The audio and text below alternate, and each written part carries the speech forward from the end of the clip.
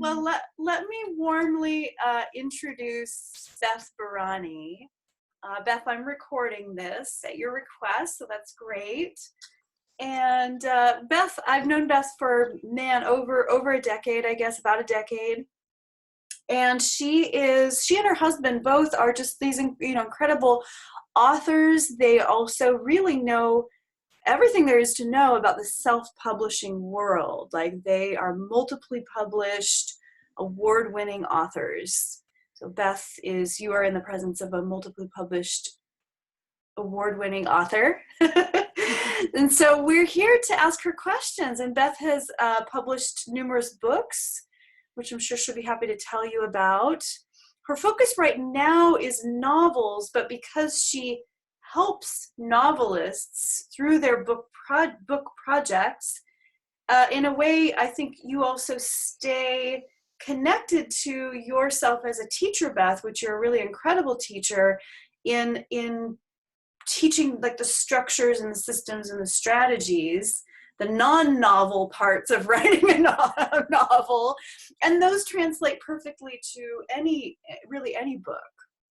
And she's also just an incredible writer and editor, and so she can answer our questions around storytelling, around the actual structuring of our book, not only the publishing piece. So we're really happy to have you. It's an honor to have you, Beth, not only in this call, but as part of our circle, because Beth also comes to our circles to soak up the sisterhood and the wisdom that's here.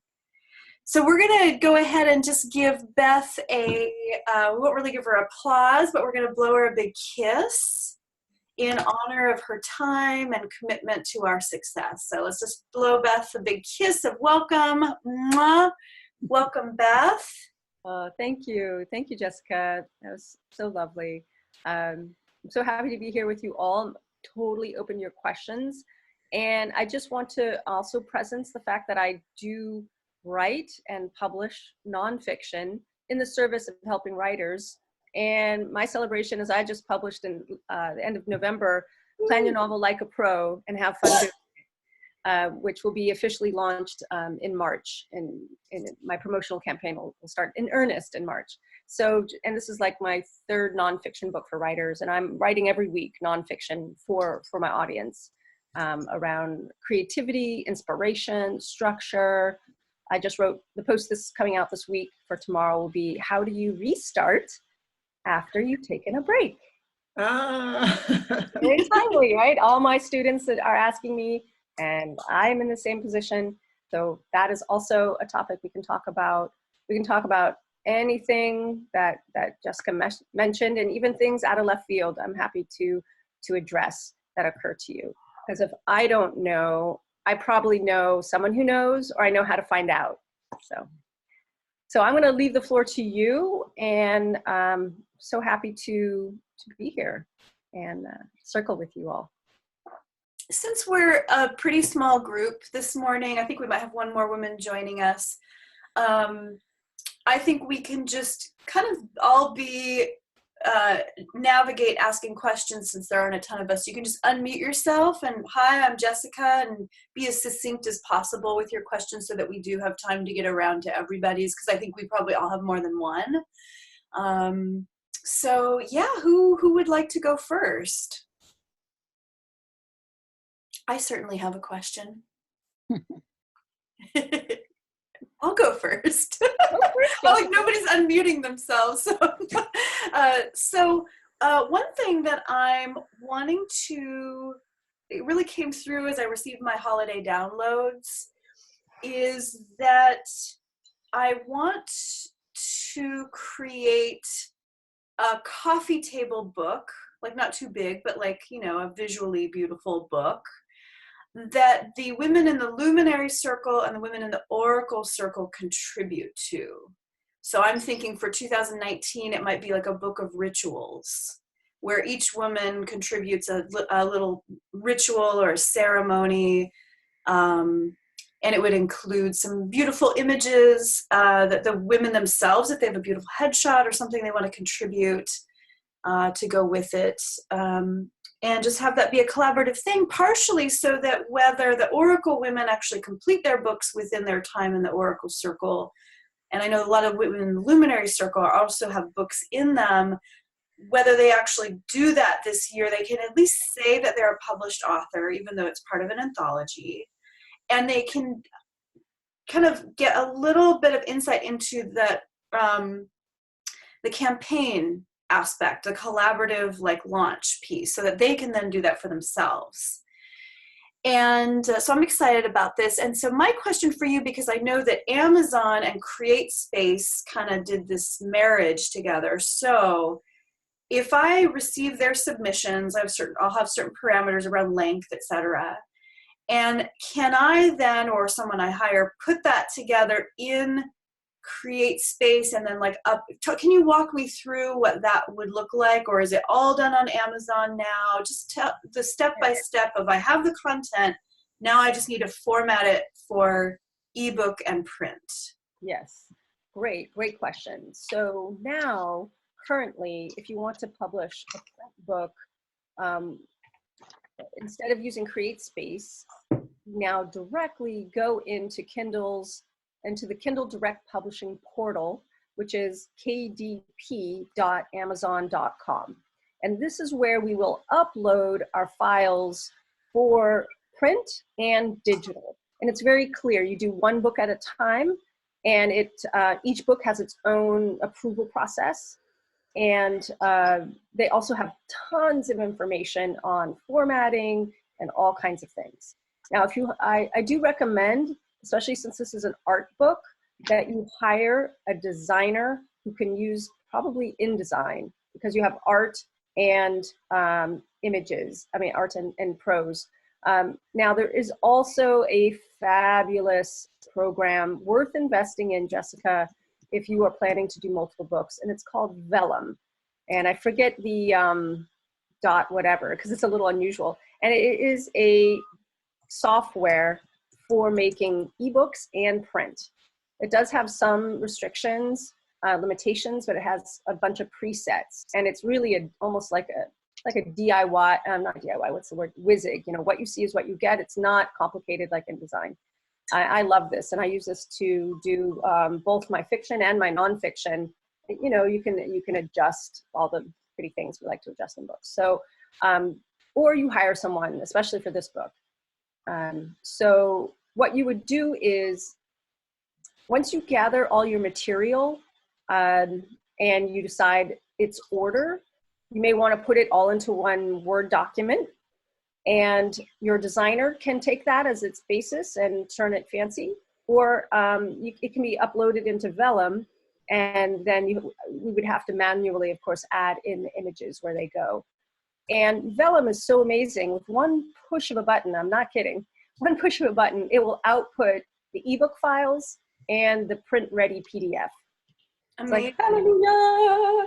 Yeah, it's awesome. And if you only want to use it for the ebook, that's fine too. A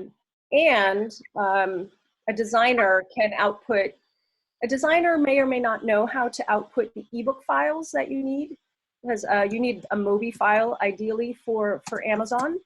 And you need an EPUB file for all the other vendors. So don't forget the other vendors. Do sell on all platforms. Big marketing heads up. Do not let Amazon be your only seller. That's wrong. Or it's putting all your eggs in their basket, and they control the shop. So every vendor controls their own shop. So spread it out. Don't let any one vendor control how your book is reaching the readers. What other vendors should we be thinking about, Beth? So Apple Books is quite big. That's another one.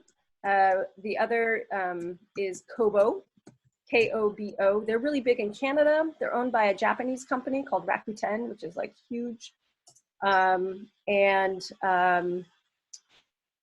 I would recommend that you check out these ebook distributors.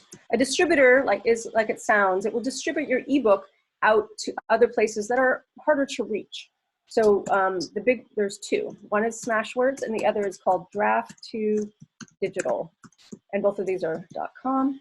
And it can be, both of them also will get you into Barnes & Noble Nook on the ebook side, and also will get you into library ebook distributing partners. And there's a few big ones. And so what I do is I'll upload my book to Smashwords and Draft2Digital, and make sure you deselect Amazon, because you've got to go direct to Amazon. That's the way they play. They do not play nice with others. That's just been the way it's been for a long time.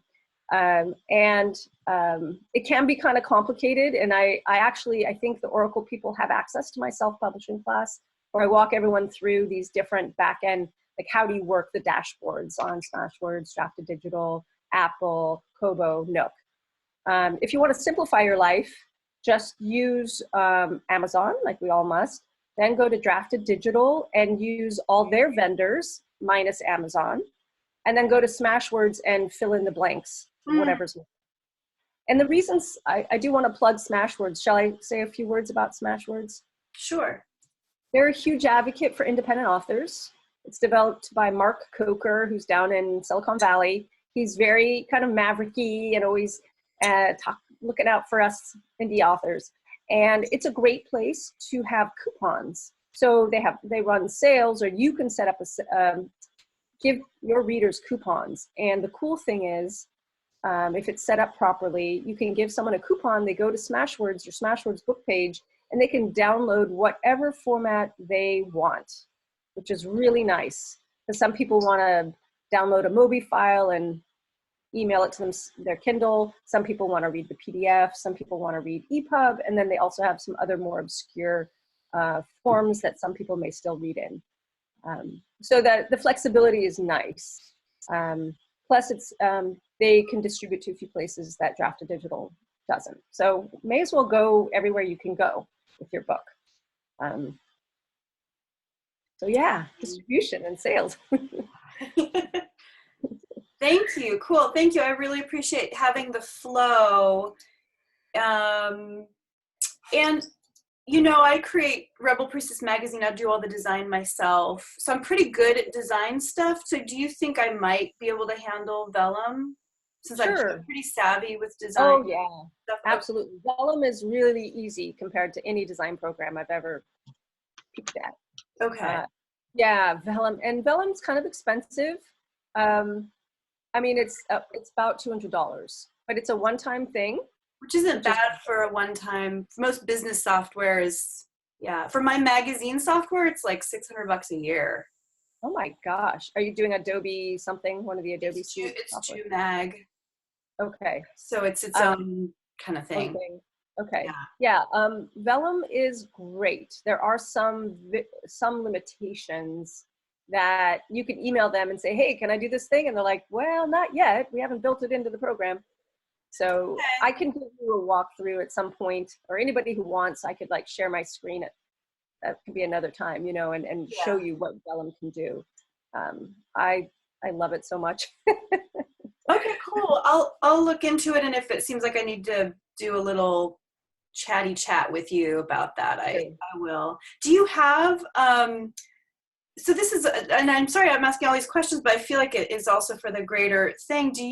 One thing that I'm wanting to do that's on my to-do list is to create a listing, like a directory of vetted editors, ghostwriters, copywriters, and also designers who either do cover design or book design. Do you have, and it isn't right now, but could you send me recos that I can add to that? Absolutely. I have a database I've been collecting for years and years and years. And then I would probably go through and kind of refresh and reconnect with folks. Book designers can be one thing. They may not also be cover designers, which might be a separate group of people, or there might be some overlap. Book cover designers come in all shapes and sizes in terms of pricing. Editors, same thing, right? Everyone has their specialties. Yeah. So I'm happy to pull that together. Please email me or remind me, because I'm supposed to get on a plane on Saturday to go to Saudi Arabia to teach you guys. That's exciting. That's awesome. I'll email you for you to get when you get back. There's no rush. I don't need that right now. Okay, awesome. Well, thank you so much. I really appreciate it. It's very helpful. I'm excited with this ritual book project I'll be letting you ladies know about. Exciting. I'd Awesome. love to hear more. Yeah. All right. Well, I feel complete, and I look forward to the next question. Ryan. Hey. So my question is kind of about writing in general. My bachelor's degree is in English literature, and so I used to be writing a lot and used to write blog posts and articles for like companies and stuff, but it's been about 7 years that I haven't been writing. And so I do have a book in me, and I even started writing some of it, and it felt good, but there's this other part of me that's like, feels like I remember I used to have so much training about like sentence structure and like powerful voice. And so I know that practice will get me there to a degree, but do you have another suggestion on how I can kind of like get back in shape, so to speak? I love that you say get back into shape, Ryan. That's a wonderful starting place, and totally in line with my suggestion to you, which is to start small. Just like you wouldn't go ahead, if you used to be a runner, go out and just run the longest distance race that you used to if you haven't been running for 5 years or whatever, 7 years. So in your case, what can you do to allow yourself to be a beginner again, which can be challenging for us who are super educated and lots of experience, but maybe have this big break. So in your case, you know, what could be a nice little routine that you give yourself, even if it's 15 minutes a day of writing, for example, that will allow you to tap into your disciplined and rigorous nature, but is kind of a very small and doable goal and a tiny bit of a stretch for you, very tiny, right on the, so whatever that is for you, and allow yourself to be coming to it regularly. So you are reconnecting to your joy and creativity, and then allowing yourself to stretch. And maybe you have that big goal. You're like, yeah, I used to be able to type, you know, sit and write for 3 hours a day, but like that's not feasible right now. But maybe you could do 15 minutes this week, and next week 20, and the week after 40, you know, and just give yourself maybe a program to get there, whatever there is for you, and allow that to be structured in such a way that gives you also that kind of high that you probably thrive off of from what you used to do. You know, whatever that disciplined life of a writer that you used to have, you can have it again. You're just going to be bringing yourself back into that level of fitness. Does that make sense?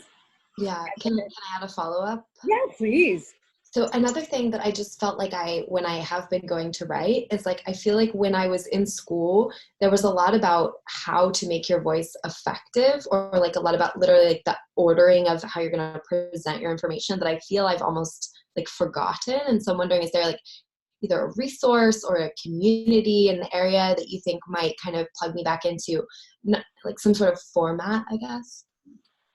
Yeah, that depends. If you want to be rubbing elbows with writers and kind of start to absorb that language again, I recommend checking meetup.com for local, there's some critique groups that meet regularly that will swap pages. I believe it's at Okolole in Berkeley. I know the founder, I've met him briefly, and I think what he's doing is really cool. He's a very structured critique group every week. I know through Fem Talks, Jessica, we occasionally have writing days, but those are more about writing just by ourselves. And California Writers Club, if you want to just kind of throw yourself into the writing world and see what a lot of people are working on and be in the mix, they have monthly meetings. I believe it's the third Sunday of every month here in Oakland. Those are two communities. And then if, what was that last one again, Beth? Can you California Writers Club. I highly recommend them. I'm going to be speaking there in April. And I've spoken to a lot of the local chapters throughout the Bay Area. It's the oldest writing club in the state. It has roots back in Jack London days. Actually, Jack London might have been part of the founding of it. And it's got this wonderful just history and structure around supporting writers. So those are two places I would recommend, Ryan. And also, what is your genre? What's your focus? Well, I'm a life coach and I work specifically around a lot of like self-love, body stuff, some diet stuff. So yeah. Oh, great. There's another one that occurs to me. They may not have local chapters, but it's called the Nonfiction Writers Association, um, run by Stephanie Chandler. And that may also be a place maybe to online network and calls. And it's more, again, the business of being a writer. There is no association that I know of that is like Self-Help Writers of America. That there's a gap. But what I'm getting at is it's really wonderful to be around writers who also are professionally focusing on the same thing as you, and it's a professional organization because they know things that the collective, here may not know. So, and if anybody else has any other suggestions, there are other groups I know that meet in the city. There are even, I don't know, where are you based, Ryan? In San Francisco. You're in San Francisco. So there's different groups over there that offer, like you might want to even take a little class if you want to get into the rigor. Yeah. People offer all kinds of writing classes. I'm spacing on the name right now. Writing Salon offers classes all the time. Sometimes they're weekend classes, sometimes they're a little longer. Also, Berkeley has a wonderful new little writing school called I think it's called Left Coast Lit. Okay, that wasn't spelled right. Left Coast. I think it's Left Coast Lit. They actually offer in-person classes in Berkeley, and Grotto. There's a place called the Writers Grotto in San Francisco, SF Writers Grotto, but they may be like members only kind of thing. But I've heard about them because also, there's the San Francisco Writers Conference, which is very pricey, which is happening mid-February in about a month. And there's a few classes outside of the conference. I will be teaching one on character development, but there's probably other nonfiction writing teachers. I know Jane Friedman, who's quite big in the writing industry, she's going to be keynoting and she's going to be teaching a masterclass you can enroll separately. Those are very affordable compared to the cost of the conference. Yeah, if you're looking for traditional publishing opportunities, which I don't know, are you, Ryan? Yeah, I see it as like my biggest like horizon goal is actually this book, like of my whole career, but it seems like it won't be, this year or anything. So okay. Potentially, right. So writers' conferences are great for meeting agents and editors and pitching and also rubbing elbows with other writers. Highly recommend writers' conferences. Even if you're indie, they're awesome. Cool. Thank you so much. Oh, you're welcome. Do you feel complete? Yeah, I have a question on a different topic, but I'll see if it has space for it later on. Great. Thank you. Wonderful. Thanks so much, Beth. I'm taking note of all those support groups. Great. Thank you. Hi, Christy. Yay. Hi, Christy. I had a question. When your book comes out, are you going to be doing a class around your book to take people through your book? My Plan Your Novel Like a Pro? Yeah. Yes, I already do. I annually offer it in October, and I am planning to also offer it in March, but I'm not sure. Because I just got invited to another overseas teaching gig that I'm in negotiations with, so in March.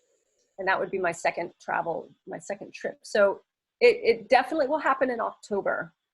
And it also exists as a home study course already. Oh. Yeah. So there's lots of ways people can enter into it. The live course is like this on Zoom. Do you know of a website that does a comparative analysis of self-published books? Because I know that the different self-publishing companies offer different pay rates, things, and I was just curious if there's something like that. So are you asking for comparisons on cost and royalties and things like that? Yeah, the details of going through and the limitations, or sometimes there'll be a list of limitations or not. Okay. Well, I just want to point out that self-publishing is you as publisher, you pay for everything. And there are some companies that are technically called hybrid publishers that will vet your work and you pay them. And I only know of 2 that I recommend like that. The others that call themselves self-publishers, they'll take anybody's money to execute and publish a book. And I don't know of a comparison. I actually don't recommend those outfits because, well, I don't know of a comparison chart. And maybe that's an article I or someone on my crew can write because what lots of people do is they decide on the budget and they hire who they need to hire and they manage that themselves. Or for example, people hire me to do that, or like to put their book into to lay out their book and upload their book and work with a designer, cover designer, or work. Sometimes my husband does the cover design, or sometimes they go and work with somebody else. And so I actually do that for people, but I am very clearly not the publisher. I'm a service provider. So the challenge with finding a good service provider is making sure they have the experience. And in my case, none of the royalties come to me. That's all going to the author. So any company that you have to pay and takes royalties better be doing something for you. Better be having a distribution channel, helping you with marketing, community, things like that. So Brooke Warner here in the Bay Area runs a very reputable hybrid publisher called She Writes Press. And she's partnered with some folks for that, and it's very reputable. She comes from traditional publishing, very savvy, very, very savvy lady. So I recommend looking at them for your book. Actually, they would potentially be a good fit for the topic that you're working on. And that's really the only one I would recommend. And Jessica, you're offering a way to get published through, I don't know the details of. Yeah, basically this, I think of the Oracle Circle as a little bit kind of hybrid-y. I know She Writes charges they charge you money, like thousands of dollars for sure. And so what we do is kind of give you the support to choose whether you want to sell your book to a publisher, which is kind of Jill and Randy. The calls with them are focused around that piece.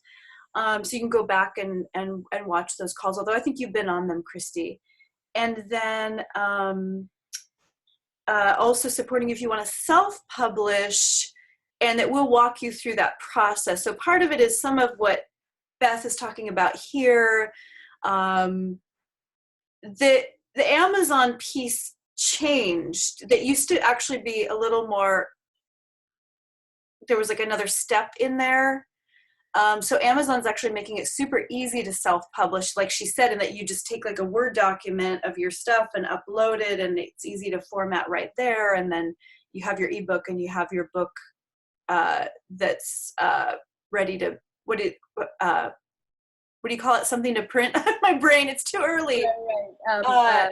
Print on demand. Print on demand, where that used to be like a separate company that we had to work with to do that. So it's super easy it's like way easier to self-publish now than when you first joined the Oracle Circle. So initially it was like, hey, we'll have all these ISBN numbers and you can be part of the FemTalks publishing family, but you can just self-publish through Amazon, like Beth is saying, and then you can take those files and distribute them through Smashwords and Drafted Digital, etc. But if you want, like, people want like actual copies of your book now, that can just all happen through Amazon in a way that it was a little more convoluted before. So we'll and Sherry, you missed a whole segment where we talked about the like step-by-step of that, so you can listen to the recording. Yeah. I was just going to say. Wait, I just want to make sure I answer Christy's question. So I know I'm a little bit like, I wasn't expecting to answer this question right now. but you have the blueprint that is also the step-by-step of what needs to happen at every phase of your book. And then Beth is here, Jill is here, Randy's here to answer all of your questions. I do Yeah. want to address the royalty piece for So Christine. you still have ISPN numbers that we can use for publishing. If you'd like to, basically my understanding, and Beth, correct me, you can either use the FemTalks ISBN numbers, and then FemTalks would be like, kind of like the publisher, but you can also do that yourself. Like if you wanted to make, Mary Magdalene Press, basically anytime somebody self-publishes, in a sense, they are becoming a publisher, and that you would have your own ISBN number, and you can kind of name your publishing company, whatever you want to name it. It could be your business name, it could be Christy Michaels Press, So I also want to empower you ladies. You're welcome to do it through FemTalks, but I have no egoic need for that. I'd love to hear what Beth says about royalties, because I also have no need for that at this point. That's not my goal, is to like make money off of you. So I totally empower you, Christy, or anyone else, when you're self-publishing, to just publish under your own ISBN number. So I'll leave it at that, and I would love to hear from Beth. Sure. Yeah, this is definitely a rich question, Christy. Yeah, thank you, Jessica. And it's so wonderful that you have the umbrella, if you guys want it, to publish using the name FemTalks Press. And specifically for you, Christy, are you looking for specific help for editing, all of the editorial processes? Yep. And cover and probably formatting. Yeah. So I'll get with Jessica on building that list of referrals. I'm also available as a separate conversation around that, and Jessica and I can figure out how that works best in this area. It is a job, right? You're writing a book, you have your professional work. This other piece of producing a book is a job. And so it makes sense that not everybody wants to know the ins and outs of it like me, a book geek over here. So yeah, we'll make sure that you get the resources you need to do that in a budget that is best for you. Regarding if you hire service providers, piecemeal or through somebody who manages it for you, you want them to you just want to pay them for the service, and it's not about royalties, right? It's their fee for hire work for you, and then you get all the royalties. And the royalties come through, when the royalties come through Amazon, you make about 40, I think it's about 30 to 40% off of retail for your print books, and can be anywhere between 30 to 70% off of ebooks. And there's different reasons why those vary, and they're very clearly spelled out. All the other ebook vendors, it's usually about 60% off of retail for ebooks. So overall, you are making better royalties you could ever make in a traditional publisher, which is usually 8 to 10%. Of course, the trade-off is a traditional publisher has the potential to have a much bigger marketing reach than we do. But that's also subject to their whim. So whether or not they ever market you that well, you still would only get 8 to 10% of retail. So those are some of the pros and cons. And then briefly about ISBNs, I posted in the chat. You can buy ISBNs at myidentifiers.com. You do not ever need to buy a barcode.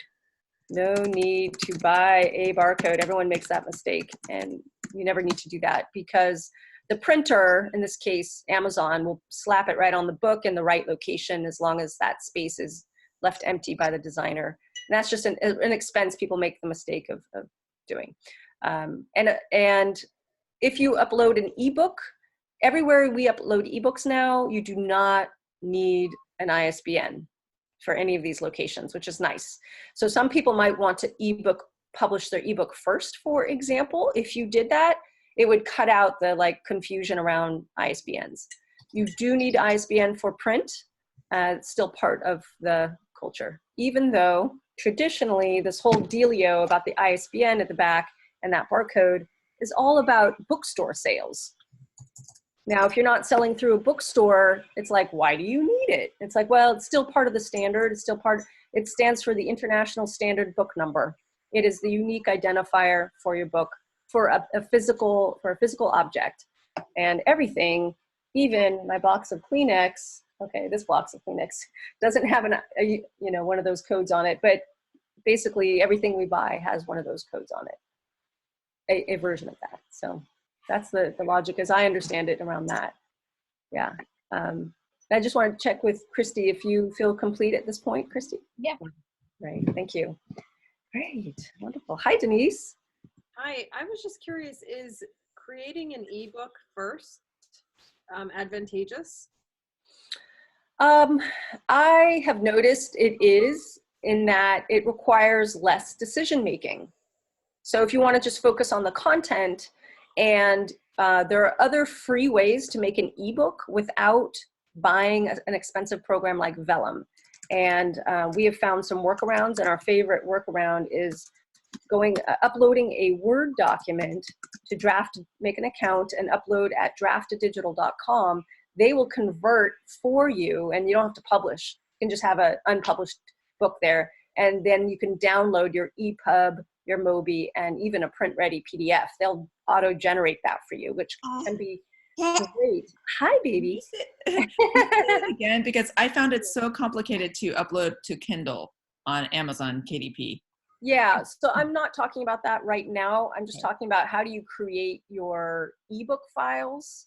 And then where do you upload it to? I'm sorry. So, do you mind if I continue with Denise, and then I can come back to, you have questions specifically about how do you upload a book to Amazon? Or what you're talking about, Kindle. Okay. Yeah. All right. Any of them. Great. Yeah. Well, what a lot of my writer friends do, who are like writing their romance novels and they just want to make their publishing life super simple, is they upload the book to Amazon, which is its own learning, and they upload their Word document, which is very nice, to Draft2Digital. And Draft2Digital will distribute to all the other ebook vendors that I mentioned earlier, which are Apple, Kobo, Nook are the big ones. Nook is Barnes & Noble, and a bunch of other smaller ones. There are several. Imagine Netflix for books. So you pay a monthly fee, you get to download as many ebooks as you want. Well, there's several of those out there that Draft2Digital will distribute to, and then Draft2Digital also will distribute to several, I think 3 right now, library ebook distributors. And it's all right there. It's very, very clear. It's like this checklist page when you get to that page. So it's very, very nice. On the push of a button, you can get your ebook distributed in the correct format. They format it, they convert it for you to these other vendors, not counting Amazon.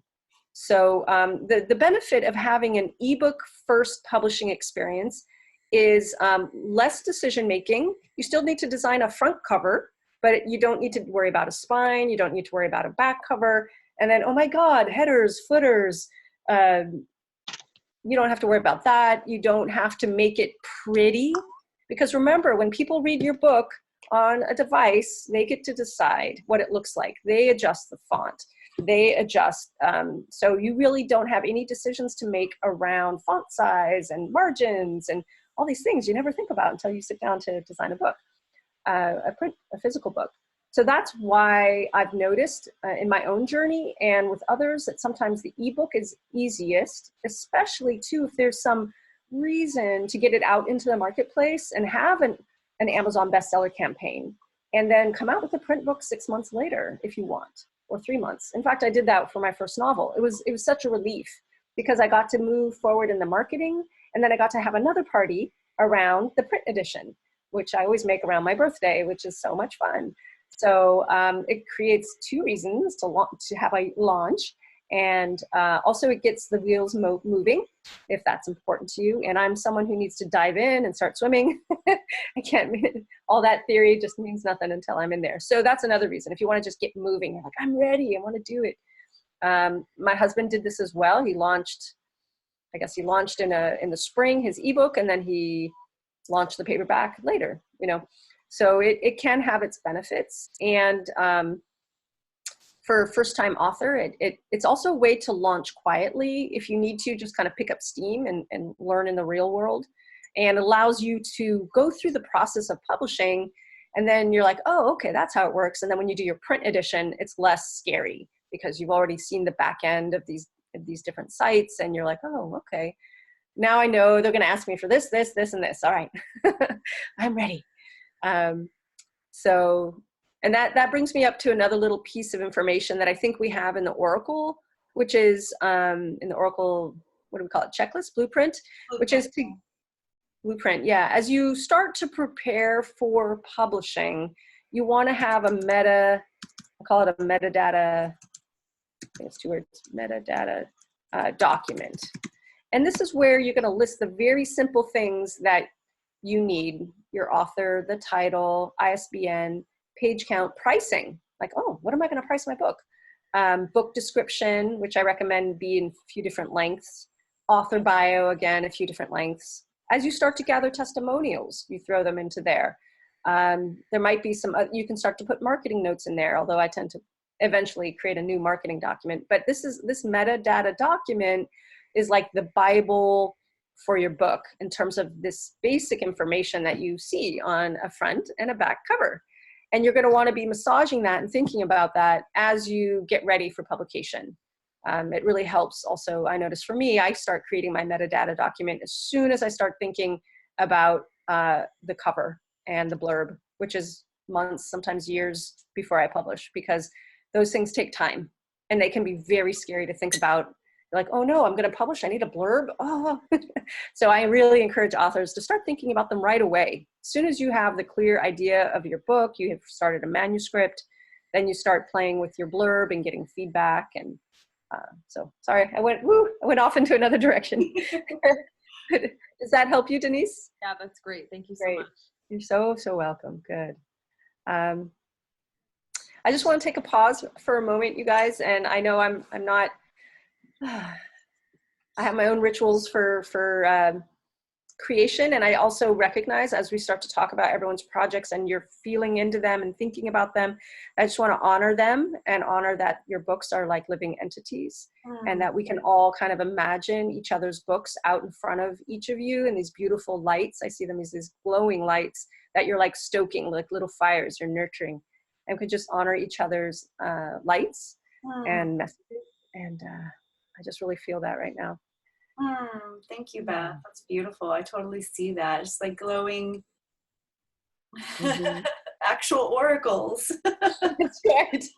And we can honor all the energy around them, all the movement, and all what can feel a little bit like really maybe busy or frantic or manic even, as we have all this stuff up here and we're learning how to bring it into the body, right? We're learning how to manifest it. So it sometimes maybe requires a break to move. I feel it. I'm like, whoa, all that energy. I really want to honor that wonderful flow that's happening for everyone, and for you to honor it in whatever way is right for you, to allow that energy to manifest, even if it feels uncomfortable, new, scary. It's like, oh my God.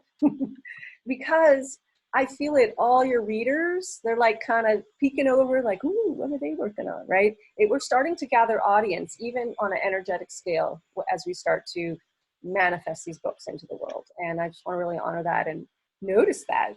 It's really incredibly exciting, and I'm so excited for you, because it's books do something. They magnify us, right? They exponentially magnify us, and wow. It's incredible. So I'm really, even though I don't know what all of your messages are, I'm just noticing that your audiences and your potential readers are leaning in with excitement, and you might feel that as nerves or anxiety or something else. Thank you so much for presencing that, Beth, because I think part of the learning process that we all know, but it's easy to forget, is the taking in of information, feeling saturated. That can sometimes be interpreted as overwhelm, or like, how the fuck am I going to do all these steps? and then giving yourself some time for integration. Like my invitation for women, I know we have more questions. We have time for more questions for sure. But to, this is a conscious business mastermind circle, which means there is an intention underlying this circle, and then that encompasses this call, that you give yourself time to integrate. So today, ladies, if you have time to, I know it's not a sunny day, but if you have time to take a little walk in nature, take a priestess bath, or light a candle and just sit in stillness without inputs for even just a few minutes. It's easy to just kind of run from one thing to the next. And I just really appreciate what Beth just said. And I want that to really land for you. Like, yeah, this is a learning curve. It's a learning stretch. There'll be moments of overwhelm, but especially you ladies in the Oracle, you truly do have the step-by-step that already encompasses most of this that Beth and I created together. So all you have to do is one foot in front of the other. And then the rest of your job is to take deep care of yourself and to approach your book project lovingly and with spaciousness. So that's just my add-on to what Beth just said. Wonderful. Thank you, Jessica. Hi, Shara. I see you and your beautiful little one. What's your child's name? This is Aria. Thank you. Hi, Aria. Yay. So I'll answer your question and any others that you have. I see here you're asking if I only have a PDF or the IIDD, which I assume is the InDesign document. Is it possible to upload that to Draft to Digital? And I honestly don't know. So they're super helpful. If you can't find that in question on their site, email them and get back to you within a day. And they'll let you know exactly. You may, if you, have you created your book in InDesign? Is that what's going on? Oh, my first book, somebody else did it in InDesign for me. And so I've actually been, because I'm a little cheap, I've been working with people on Fiverr. Yeah. And so it's hard to, I don't think that they can convert it easily to Word. So. Yeah, it's sloppy. You probably just have to manually copy and paste into a Word document and that kind of thing. If it has does it have images? Yeah. Okay. I am not sure. Yeah, you can add images, embed images into a Word doc. There are some specifications you're going to want to find because it doesn't need to be high res. It needs to be low res, but it needs to be, it's tricky. So there's some research you can do there to find out about that, because if you're making, does it need to be a fixed layout book like the way, so it doesn't flow? Does it have to be a fixed visual design? I'm unsure what that means. Let me see if I can find an example.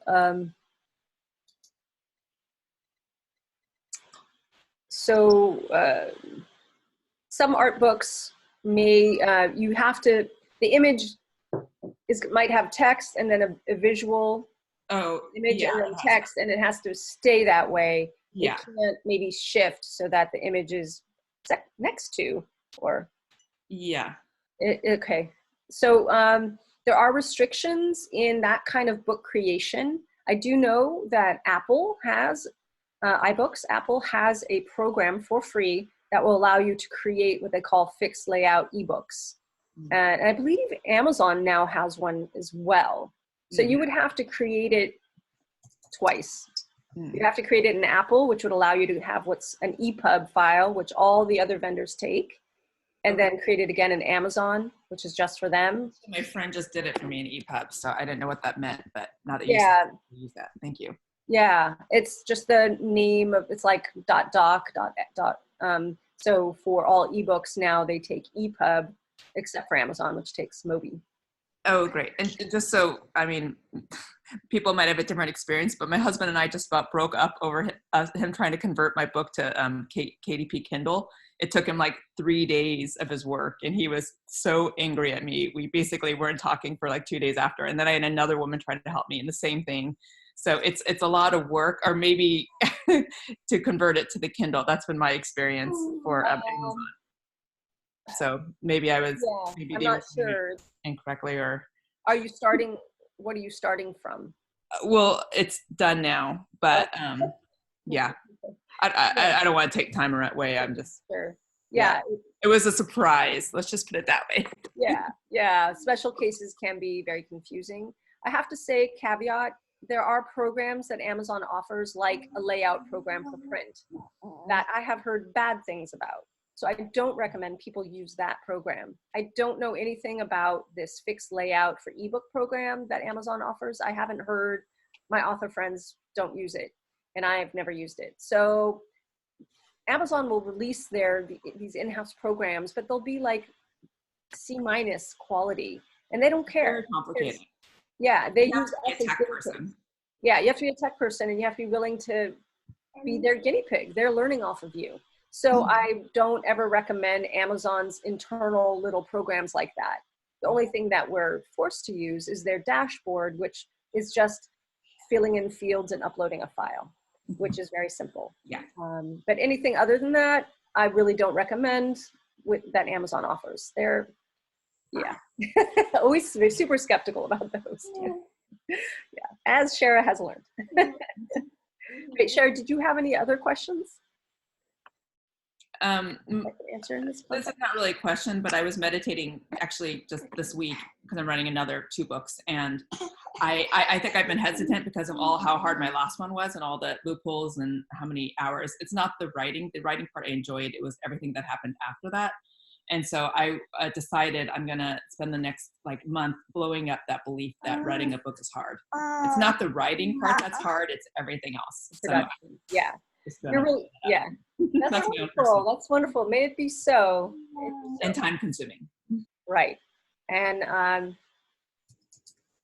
there are people who can help you, because, you know, I steep my life in this side of things. You don't have to do it yourself, or you get advice from folks who do it all day long and know all the shortcuts and say, avoid that, go there, you know, those guides.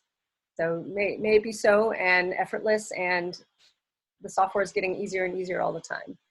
So that's wonderful. Blessings. Yeah. Great. Wonderful. We have time. I'm open for another, I don't know, 30 minutes till at least 11:30 before I probably get ready for lunch. So I don't know what your schedule is, Jessica, and what we've allotted for here. I forgot to ask. I think let's see, let me just take a look at it real quick. I think we have until, what did we, oops, I'm clicking on the wrong thing. I think we did until at least 10:15. Okay, So, or 11:15. Yeah. Oh, no, it is, I mean, sorry, 11:15. Actually, it is 11:30, so we're good. We're good. Keep going. Yay. Well, I haven't heard from everyone, Karen and Valerie. And I know Ryan may have another question. And I know Valerie had to deal with some plumber, roofer, contractor thing, so she's going to be, I told her to step away. Okay. A little distracted by my cats playing in the things over here. As you can see, Oh. we have nothing on the walls. Our place was flooded at the end of November, so we had to move out for 5 weeks. Now we're back, but it's still, there's no kitchen, there's no furniture, there's just boxes for the cats to play in. And this little outdoor cafe table I brought in from my patio to work on. I'm so glad you were able to get your apartment fixed. I know that was just total stress. I can't even imagine if that happened to me this fall with everything on my plate. So blessings to you. Well, I have a couple of announcements that are related to this. And then we'll maybe hear from Karen and Valerie or anyone else who has another question. So for the Oracle ladies, one of the things I did was I promised them 3 writing retreats every year. We've done 2 of them and they've been incredible. The feedback has been more please. So I actually wove in a writing retreat almost every single month between now and June. The only month I'm not doing one is April because we have our big 2-day Goddess Revival event. But just know that when you go into the meetup group for the circle, and all of you are welcome to come, that we have a writing retreat every month now, and it's either on a Saturday, a Friday, or a Thursday. It's all day. My request is that you only RSVP if you're truly able to make the whole day, because I have to limit it to 8 women. because of this. We actually use all 3 levels of my house. It's wonderful. We can accommodate more when the weather's nice because I have my outdoor decks. But really be very honoring and reverent of each other when you RSVP for those writing retreats, and when you RSVP for anything, because we often have a wait list, and then sometimes women just don't show, and it feels really disrespectful. So one of the ways that we show reverence for each other is by really honoring our RSVPs. So just know that there's a writing retreat pretty much every month between now and summer, and I'll probably weave in more over the summer as well and into the fall. So yeah, so go into the meetup group, RSVP if you want like a get it done day where we just a quiet day, co-working space. So yeah. All right, let's open it up for more questions. I don't know if Karen, if you have a specific question today. No, I really appreciated both the how to get back into it that Ryan asked, just because some of you may know, I took time off to only work on my writing for a couple of years. And then pretty much when I got into the Oracle circle, I realized like, I can't afford to do this anymore. So I've been totally focused on building my business. And I really haven't been working on my book regularly or anything. So I was in that overwhelmed space, like, oh, I'm never gonna get back to this. And so I don't have a specific question, but I'm just appreciating the grounding and listening and knowing like when I get back to it, or even if I can commit 15 minutes a day to writing again, I'm committed to getting this done, and it'll happen in perfect time and way. So it's just nice to be with you all. Thank you. Wonderful, Karen, and may it be so. Thank you. Ryan. Hi. Would it be okay to ask a question that's not directly about a book, but just about writing, getting published, Yes. writing blogs? Yeah. Cool. So yeah, I really do want to be writing a book one day, but I'm also feeling like because I have this history in writing, I feel like a better next step for me is more to be writing blogs. But I'm really interested in writing blogs like on other sites, like to go on Medium or things like that, rather than just my own website. But I haven't done it yet, so there's like some feelings of like trepidation or whatever. So do you just have some tips about that, like how to approach people? I don't know, whatever would come to mind, I guess. Sure, absolutely. What a great topic. So I'll start with Medium, since it's no barrier to entry, 0. So it's very easy to get writing on Medium. Just create an account and start writing. There's a lot of tips they offer there. There's a lot of writing communities. I would say that if you are aiming to do it for visibility, they have little communities that you can write for them, and they will approve it, and they will even have an editor who looks at it to approve it, and sometimes edits it. And so then you get distributed to that community. Whoever's clicked subscribe, yes, I want to read articles in that community. And I didn't really know about them till a friend of mine's like, oh, you should check out the writing community. So I republished a bunch of work that I had already written into Medium last fall. And I did it very aggressively because I had all this content. But if you are just starting out, I would definitely check it out, follow people. There are little free courses in there that tell you how do you build a following, and take it all with a grain of salt. But it's a great place to just get moving and be a part of a built-in community and start making connections. What is your ultimate goal in blogging on other people's platforms? It would be, at least for the time being, it would be to get the attention of potential one-on-one coaching clients. Great, marketing. Sweet, great. So in terms of finding other bloggers who would be nice allies for you, maybe start building a list of like what kind of people they are. Are they lifestyle bloggers, which is a huge macro subject you can search for. Twitter is a great place. Twitter, maybe Instagram as well. I'm not so much on Instagram right now, but Twitter, You could type in lifestyle bloggers or hashtag lifestyle bloggers and start seeing what's out there. Mommy bloggers is another very popular hashtag. There might be others that I'm not aware of that are more aligned with your profession. That are people who run active blogs where they bring in guest bloggers. So you're looking for people who bring in guest bloggers, right? So you need to make sure that they do, because some people might run their own blog and they don't want other people to write for them.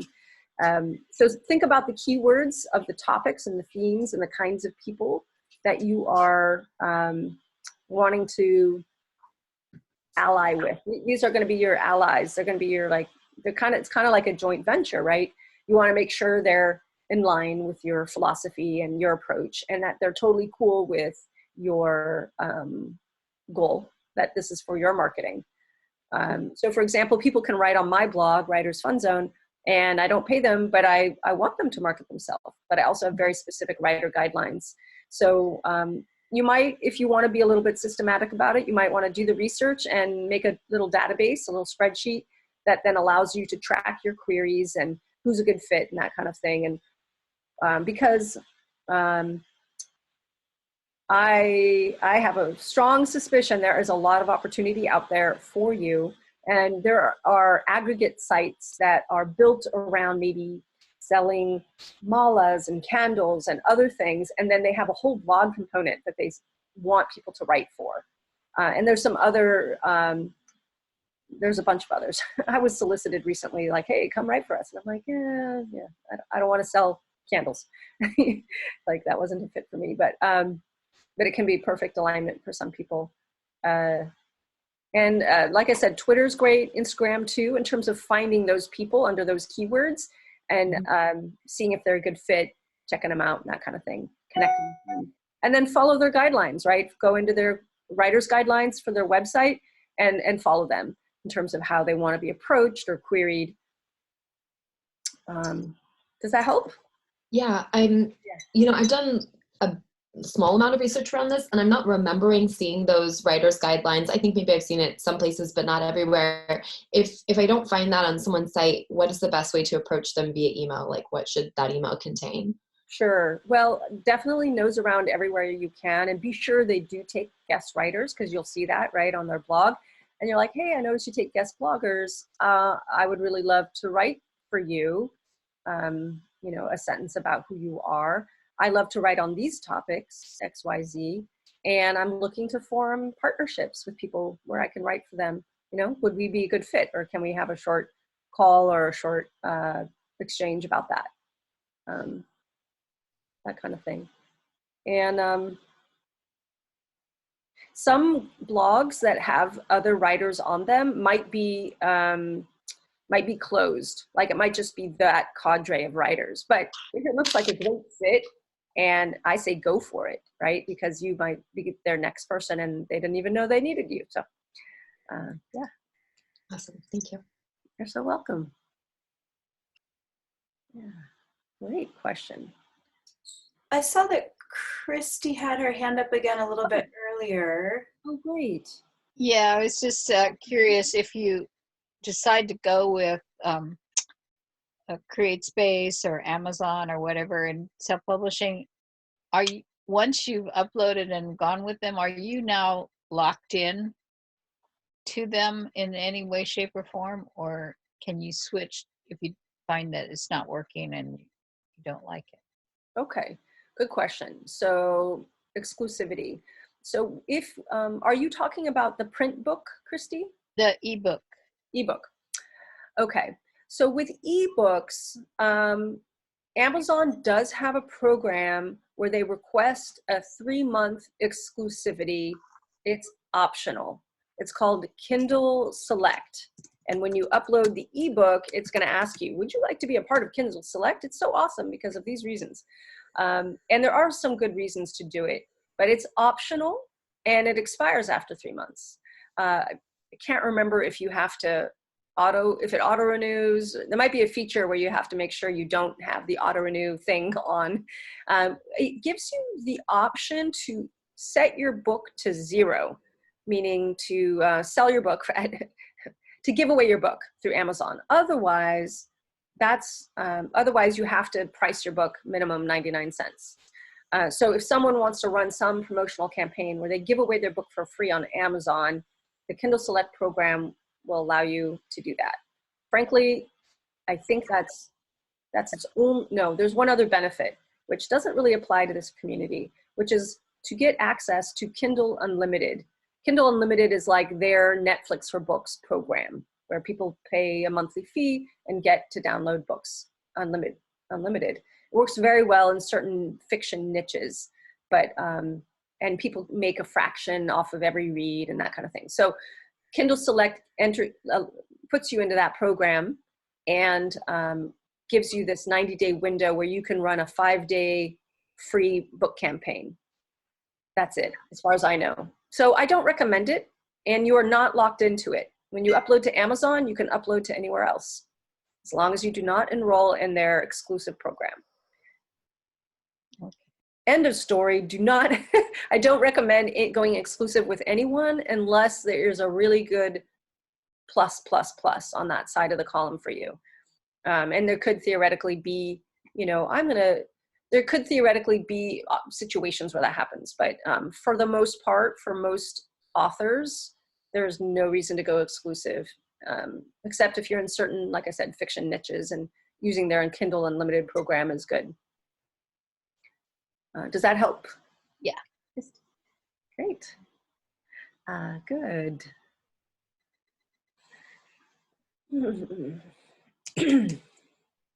Hi, baby Aria. She's so cute. Oh, she's adorable. It's a strawberry. Valerie, did you have any questions? I know you had to step away, but we haven't heard from you, I don't think. You know, I don't have any specific questions. It's been super helpful just to sort of get a lay of the land. I have a few books that I'm thinking about also, and I think the first part is for me to start writing now. And I'm very interested in the writing circles or that you're talking about, where you guys are sitting together and writing. I don't know how that works, but thank you for asking, Jessica. I think this is a good beginning step, and I know where I need to go to get more information. So thank you, Beth. Oh, you're so welcome, Valerie. That's Yeah, very helpful. So. Oh, good. Beth, do you have a list of local publishers, like for the self-help type? Because I have a feeling a lot of us are in the self-help writing. You know, I don't, because it's changed a lot over the years. Yeah. Like I know that 10 something press used to be here. They might still, I think they got bought out by a big publisher. Barrett Kohler is in Oakland. So I don't have them off the top of my head, but if you did a search, you know, Bay Area publishers, oh, the big one, what's it? There was one in Marin. Yes, that's right. Aria. New World Library? No, that might be them. There is a big self-help press in Marin. And I do recommend, if you want to rub elbows with the book world, come and volunteer or just visit the Bay Area Book Festival, which will be May, I think, 4th and 5th, that first weekend in May. I just got my volunteer letter, like, hey, come volunteer with us again. It's so wonderful. Speakers, authors, publishers, vendors, the whole shebang. Can you write down the 2 publishing companies you just said? Let's see, yeah. Barrett Kohler, which is in Oakland, and they're kind of academically oriented, but they also, I believe, you know, they work on that level. They've done leadership books and stuff. And then I think it's called New World Library. Maybe someone remembers. I think they're in San Rafael. Another place to do research is Open Secret Bookstore in San Rafael. They're awesome. And Book Passage. Thank you. Book Passage, yes. Wait, New World Library is a publisher. These are all publishers. Barrett Kohler is a publisher. New World Library is a publisher. And then I'm just mentioning bookstores. This is a bookstore. Well, you probably know that. 10, I can't remember. 10 Bicycle Press. It might be called Bicycle Press. I can't remember. BCY. It used to be in Berkeley, and don't quote me on this. I honestly, my brain right now. John Wiley, but they're business books. They have a San Francisco wing. Those are the ones I know off the top of my head. Okay. Shara, I'll also say that Jill and Randy, who've led several training calls recently, what they do is they actually go to like book conventions and they will pitch your book to the bigger publishers. So they have a lot of like best-selling authors that they've worked with. So if you want to go the publishing route, then excuse me, they will do that for you. Obviously it's for a fee, but it might be worth it. And I think it might be worth listening to those training calls, which you can see in the Wisdom Vault. So femtalks.org/wisdom, in the book publishing section, which is kind of towards the bottom. There are some really great videos by both Randy and Jill that really talk about the publishing world. And publicity. And they also talk about kind of what publishers need, the kind of platform you'll need to have, like the following that you would need to have. And yeah, so there's some good information there so that you're set up to be bought by a publisher. That's not how I wanted to say that, but you know what I'm saying. Yeah. So some really good resources for you to check out before you, so that you know how to go into that world. And Randy talked about book proposals, right? Mm-hmm. Which Yeah. if you want to. Yeah, in the last call she did. And both of her recent calls are in the vault now. Oh, good. Yeah. Time for maybe another question or two before we wrap up. This is good. We're getting to nitty gritty today. Mm-hmm.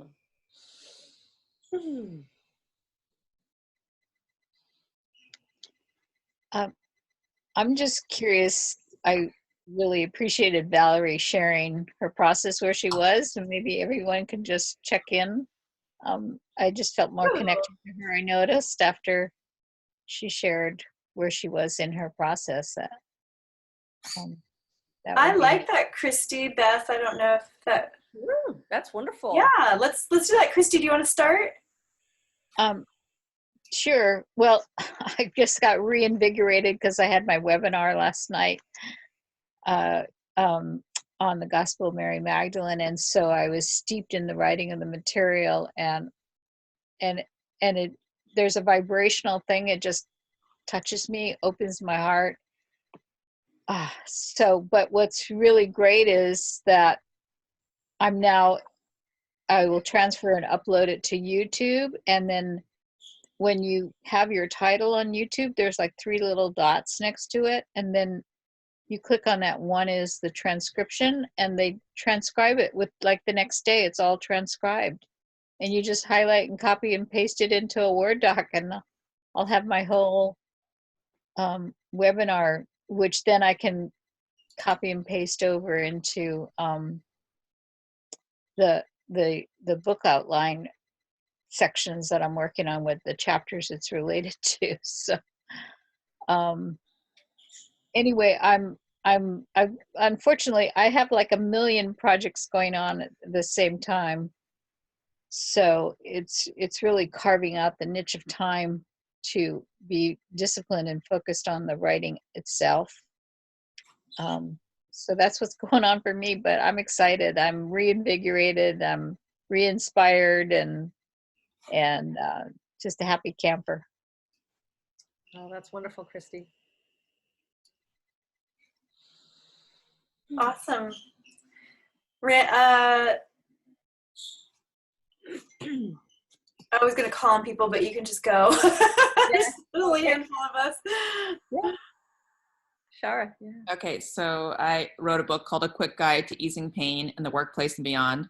I wear several hats. This is my ergonomic occupational therapy hat and my Feldenkrais hat. I wrote it 2 years ago, and then I found a couple of errors, and it's taken me like this whole last year to correct. It's been just a pain, and it's now just translated into Spanish, and so all I need is to proofread it and then to format it. So anyways, that's sort of like old energy because it's stuff I was doing years ago.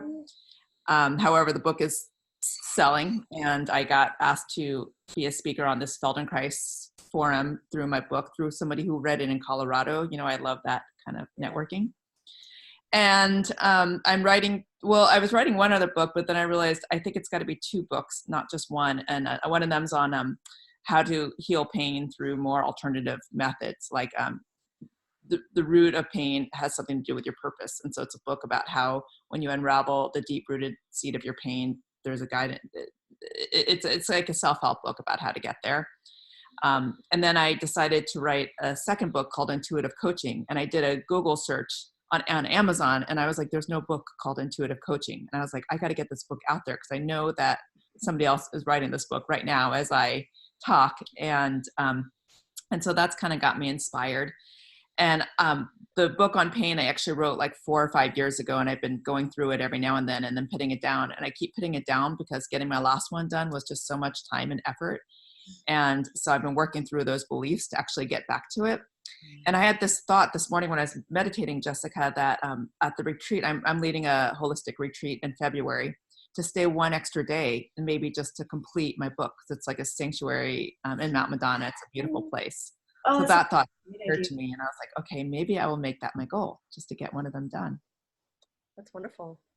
Well, I already did the book proposal. I was working with an editor on one of them, and I just haven't sent it out, and it just doesn't feel quite right. There's too much information and doesn't flow. But I have done all the work, the book outline and everything. So it's there. And so now I'm just kind of working backwards on that one, like taking out and reformatting. Wow, that's so great. And with a baby. Oh my God. Yeah. And a husband. Yeah. He's probably the bigger problem. Yeah. Right? Yeah, but now I'm pretty much alone all day long in my house with baby, and I'm like, okay, I should just do this. This is a great way to spend my time. Yeah. Oh, that's wonderful. Ryan, let's hear from you. And then I actually have another call I need to be on the same Zoom link at 11:30. Okay. Oh, You want to mute, Ryan? You're muted. What is the question exactly? just sharing where you're at in your writing process, which you shared a little bit earlier, but just to kind of anchor it. Basically have written part of an introduction. I'm not yet active, like I think I will be. So there's not a lot to report at the moment. Yeah. Great. And I'm editing my science fiction mystery series. Well, yeah, like I'm on like 5th round edits. And then for my Plan Your Novel Like a Pro, I'm prepping the marketing campaign that I want to launch in 6 weeks. Right. And I'm hoping my visa arrives in time tomorrow so I can get on a plane on Saturday and teach my Plan Your Novel material in Saudi Arabia, which is like amazing. Bit mind-blowing.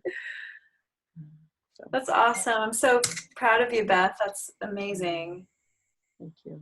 Yeah, international teacher. Hey. How about you, Jessica? What's your writing? I've been sitting with this, especially as I created the Oracle Circle for the writers, thinking, well, maybe it would inspire me to write. And I have like zero desire to do my own writing. I'm hoping that desire comes back, because about 10 years ago, I was doing a lot of writing, and people said they liked, at the time, blogging, and they liked my blogs. So I trust that will come back at some point. I feel like most juiced up about these collaborative projects, like I was telling you about, having all of the speakers and the Oracle women contribute rituals to the ritual coffee table book. That feels super fun for me. Yeah, Christy, I knew you'd like that idea. So that's something that I want to move on and like put together this summer, like receive the submissions, and then my summer project will be putting together that book to kind of launch in the fall. Yeah, I'm doing a ritual on Valentine's Day for women about accessing the divine love in you. And it's an interactive, very powerful. You really connect to the divine deeply at the end of it. So it's wonderful. Good. Yeah. Well, I'll reach out to you about that. I realized. Shara, I'm so sorry, because I actually have my planning call with my February FemTalk speakers, which is starting in a minute. So I need to bump you ladies on so I can onboard them. So I'm sorry for the abrupt end, But we have a mastermind circle every frickin' week of the year, so I'm glad I get to see you all very soon. So much love to you. Let's just take a moment to give Beth another warm kiss goodbye. Mwah. So much love to you, Beth. We honor you and your time and Welcome. your wisdom. So, and I'm glad I get to give you a big juicy hug soon. All right. All right, beauties. Bye. Bye.